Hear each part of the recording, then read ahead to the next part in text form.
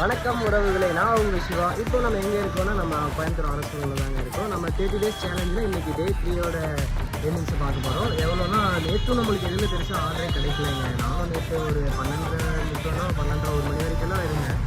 ஆனால் நேற்று பெருசாக எதுவுமே ஆர்டர் கிடைக்கல. நான் என்ன நேற்று தப்பு பண்ணிட்டேன்னா, நேற்று ரொம்ப லேட் ஆகிடுச்சு. நேற்று 9:45 ஆன் பண்ணேன். நேற்று வந்து நான் ஆன் பண்ண டைமே பார்த்தீங்கன்னா 10:50 தான் நான் ஆனே பண்ணேன்.